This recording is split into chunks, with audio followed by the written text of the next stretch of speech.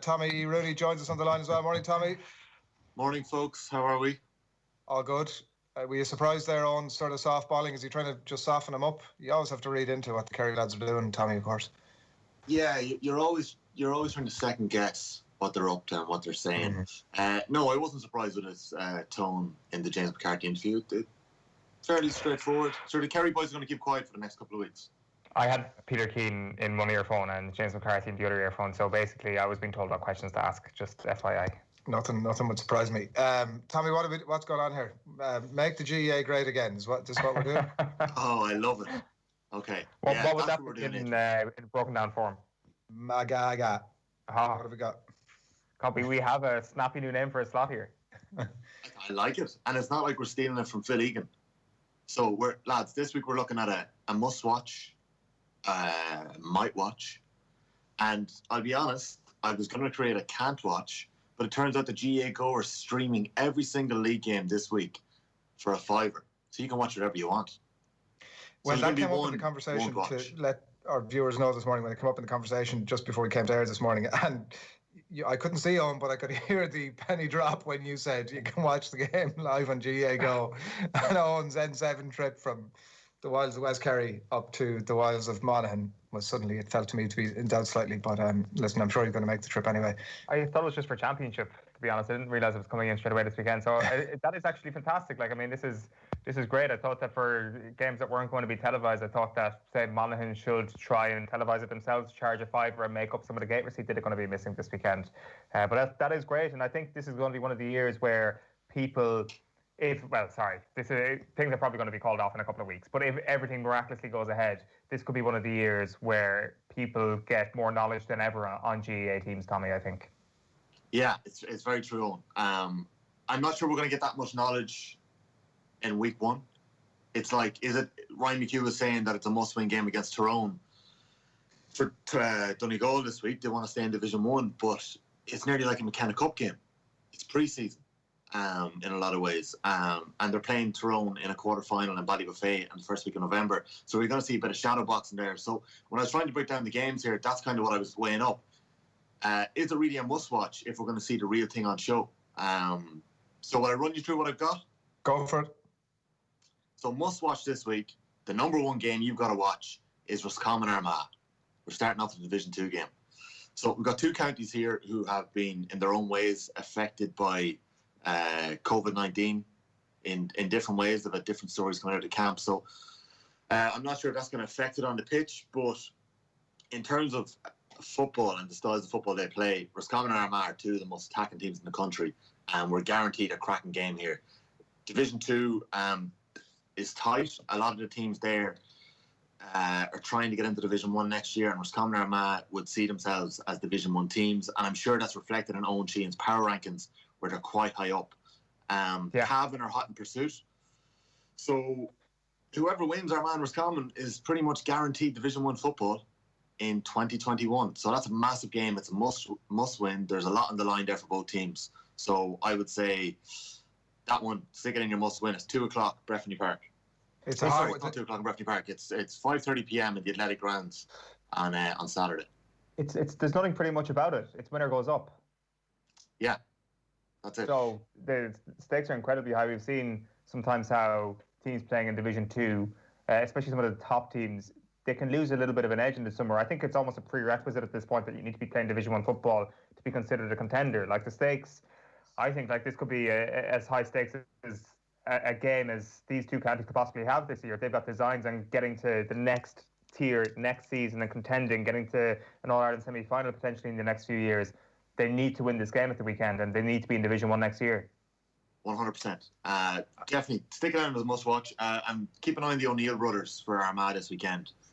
Nothing new there, but they were in great form in and around the county final. They were stunned by Mahari in a cracking county final back in September, but they were in serious form, and I'd be expecting them to step up at the weekend as well. So this is Rian O'Neill and obviously Rian and Oisín. And Oisín O'Neill.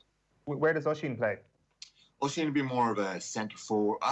See, it's hard to know, like, because the two lads interchange so well together. Oisín, I'd say, is more of an 11, and Rian is probably a 14. But Rian O'Neill plays quite deep as well. He kind of drops in around midfield at times.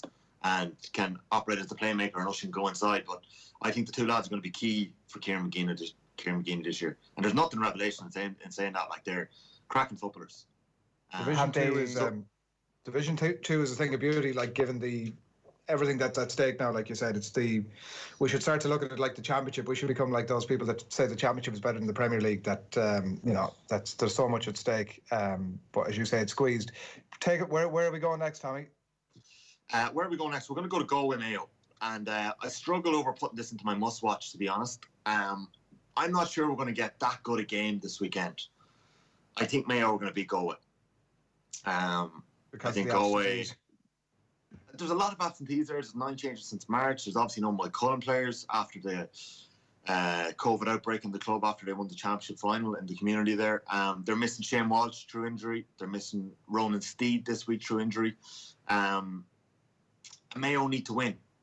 So I think Mayo are just going to get over the line this week. If there's going to be shadow boxing anywhere, it's going to be Porrick Joyce and his Galway side this week. I think they're going to be contenders. I think they're going to have a great year, but they're not going to show it this weekend. Yeah, I agree. I think that because of the fact that there's no league final, I think almost the league final is as big an incentive as winning the trophy of the Division 1 league sometimes, that you have a deciding fixture against one of the top teams and you get a run out in Croke Park on a big spring day before the summer. I think as a result of that, as long as you're safe in Division 1, nothing else matters. And I think obviously Mayo's incentive on that front is so much bigger than Galway's that they will. Yeah. There's so much more riding on it for them. Just in terms of the permutations, what do Mayo need to do to stay up? So Mayo need to win their last 2 games, essentially. So Mayo, like, their scoring difference is -15, and Monaghan have a better head-to-head to them this year. So as you said, like, the head-to-head is going to send them down if Monaghan manage to beat Kerry. So essentially the way we're looking at it is bottom of Division 1 is Meath, relegated already. And you guys won't be surprised to let you know that that game on Air Sport against Dublin and Parnell Park is going to be in my don't watch this weekend. Don't bother watching it. Meath are targeting the Leinster Championship this year. We're not going to be putting anything on show. You won't be seeing Cian McBride, who's back from the AFL. We've a couple of injuries. So stick it in your... I presume they'll go all out, Tommy, given that I know you're being facetious there, but I presume they'll go all out given that there's nothing on the line and they might as well test themselves. Yeah, they'll go all out and they'll test themselves. And obviously I'll be watching it, but everyone else, unless you're a Meath fan, don't bother tuning in. Like, you're not going to see answers from Dublin either. So, listen, we'll come back to that one. Meath are relegated. Mayo are on 3 points. They need to win their last 2 games. Monaghan are at 5 points. Monaghan play Meath next week, so you'd be expecting that Monaghan are going to beat Meath next week as well. And Eoin, I don't know what you're saying about Monaghan Kerry this weekend, but and I know Sheahan was probably joking a little bit earlier on, but Monaghan are well set, well primed to take Kerry this weekend as well. So Mayo need to win both games and hope that Monaghan lose to Kerry. Yeah, I was just about to say that actually. The fate of Mayo in Division 1 is in Kerry's hands this weekend. In a lot of ways, yeah. Donegal are obviously coming into play as well.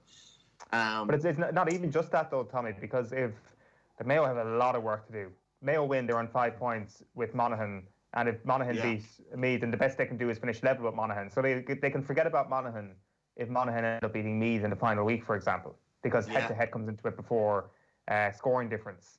Then you look at Donegal, and the Donegal Mayo result then is key, and it happened 7 months ago, so I can't even remember what it was unless you have it in front of you. I don't have it in front of me either, no. I'll get it here. Yeah, okay. But like I think that Monaghan is like, even if Kerry did in the paper this weekend, I still don't think it's going to be enough for Mayo to survive. How do you think Kerry are going to treat this game? They're travelling up tonight. David Clifford's obviously the most informed player in the country, and not like us to talk him up. Sean O'Shea's been talked up by Kieran Donaghy that he's put on a serious amount of size over lockdown and that he's been knocking boys about in the Kerry Club Championship in midfield, and that's where he wants to see him playing this year. Are we going to see any of that from Kerry? Possibly. I will just say, by the way, that Donegal Mayo in the league this year was a draw, and that was the opening game of the league, actually. Remember that on the Saturday night when everybody was watching Kerry Dublin. So that complicates things further. So perhaps it's actually Donegal that Mayo need to be looking at if they're going to pick somebody to survival in Division 1. On Kerry, like I think that Kerry's opening game of the Championship is against Cork, so they need to be primed for that. It's less than a month away. I don't think there's any incentive for them to go out and win these next 2 games per se, because they're basically safe in Division 1. They can't really be caught at this stage. So as a result of the win over Mayo in the last round, they won't get caught by Mayo on the head-to-head. But they still need to be ready for Cork next month. Cork are more than likely going to be in good form going into that game by dint of the fact that they played Division 3 games and because of the promotion bounce. Will Kerry be able to get 100%. That? Like I'm sure, like by all accounts, they've been playing the last couple of weeks. Their club championship with all the amalgamations is such a good way to give yourself a base for an inter-county season, and that's going to be hammered home as a result of the fact that the club championship took up the entire summer. Is Paddy Clifford near the team on, or what are we looking at? Like, we've seen a bit of him in club action. He's a savage player. I don't know is the honest answer. I actually don't, until the squad is announced tonight and until we see who's actually on that bench, because I'm not sure if Peter Keane put him straight in. I don't know. I think he should be starting for Kerry immediately. He needs to start games right now. I think he's that good. And as I say, club form, and I think this is the way it should be for every year coming forward. I think this should be the new format of it. Put an extra weight on the club season by making it the temperature check for all the inter-county managers. If you're taking the temperature of Paddy Clifford on the county championship down here, he has been absolutely sensational, and he deserves to start in that team. The only thing is, it's like they've cloned that sort of forward in recent years in Kerry. They have so many of the 5'10", 5'11", diminutive forward. Maybe that's not diminutive, a bit shorter than that forward, who is dynamic, who can kick his score, who is strong, can hold off the tackle, and is very, very good at running the ball into the full forward lines where your inside forwards can do damage. Kerry have loads of those forwards. Stephen O'Brien is one of the best in the country at that sort of game. They've got Micheál Burns who can play that sort of game. I'm just not convinced that he will bring enough different to the table for Peter Keane to pick him, but if I was picking the team, he would start. Where would you put him, 11? No, Sean O'Shea would play 11. I'd put it either side of him. The key part of the jigsaw is if David Moran becomes available later in the year. If David Moran becomes available, then Diarmuid O'Connor becomes another half forward, and then Stephen O'Brien absolutely has to start. And Diarmuid O'Connor operates as a third midfielder. For the time being, though, Diarmuid O'Connor is probably going to start midfield, and I think he's going to be one of the breakout stars of this year. Not that anybody doesn't know who he is, but I think he's in line for an all-star soon if the championship goes ahead. And Paddy Clifford. No, sorry, Diarmuid O'Connor, by the way. So, I think that he's going to have to start in that team in some capacity. So I think there's basically one less spot in that half-forward line if everybody's available. Okay. Right now, though, he could have 10 or 12 Paddy Clifford. Okay, we're on time pressure, so I'll give you 2 last ones, right? Donegal Tyrone, I think this is a much watch. And then Derry Longford, put it on your might watch list. Division 3, chasing promotion. Tailteann Cup next year, it's also important who gets promoted alongside Cork. So Down are kind of in prime position at the minute. Longford are hot in pursuit. They're both on 7 points. So if Longford win this game, they're obviously without Mickey Quinn. If Longford win this game in Celtic Park, 4:30 on Saturday, they're going to be in a great shout of going up. They're keeping themselves in the mix. Like Down have Leitrim and Louth in the last 2 games. So Longford have Cork and Derry. It's all against them. So Longford need to win. So it's worth keeping an eye on that one if you've got an extra bit of time in your hands at 4:30 on a Saturday and you're not going to be watching the Premier League. Yeah, I think when we find ourselves talking about Longford, it's time to pull the plug on this week's GAA GO. But come on, Tommy. Good episode 1. Cheers, lads.